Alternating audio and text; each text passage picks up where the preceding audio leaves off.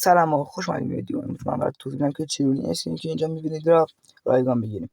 اول اینکه ویدیو کلیک بیت نیست، لطفا تا آخر ویدیو نگاه کن که هر لحظه یه ویدیو خیلی مهمه. خب اولین راه به دست آوردن کارتایی رو که بتونیم این گردونا رو باش رایگان بزنیم. این قسمت راست بالا که دیگه همه اینا میدونیم. این که چی؟ میایم تو قسمت چپ پایین، عکس همین اسکرین هم هست، میزنیم روش و اینجا قسمت چپ بالا و چپ پایین. اول میریم تو قسمت چپ بالا و با لاگین کردن هر روز میتونیم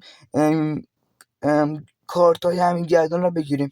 یا کن بخوام حساب کنیم اینجا میتونیم ما تقریبا 10 تا از این کارت رو من شمردم، 10 تا دور این گردون رو اینجا میتونیم بگیریم. 3 دورم که اونجا داشتیم، الان 13 دور میتونیم از گردون رو بزنیم. اینجا همون قسمت چپ پایینی هم که بهتون نشون دادم، اینجا هم میتونیم 2 دورش رو بگیریم. با به دست آوردن از این کارت ها میتونیم 2 دوره دیگه از این گردونی رو هم بگیریم.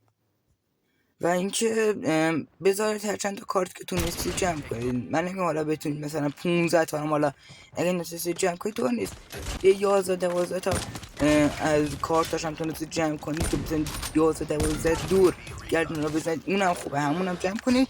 بعد که جمعش کردید یهو بزنیدش. حالا بعضی هم میگن که وای ما رو اکانت ما خرج کردیم این کارت رو، چیکار کنیم؟ خود اشکال نداره، یه اکانت لیول پایین اگه داری مثلا یه اکانت دیگه داری برو اون رو اکانت، یا اگه اکانت دیگه نداری یه اکانت بساز و یکم روش لاگین کن. یه هفته 3-4 روزش لاگین کن، بعدش رو هم میتونی رو همون اکانت هم بگیری. تا ویدیو بعدی، فعلا.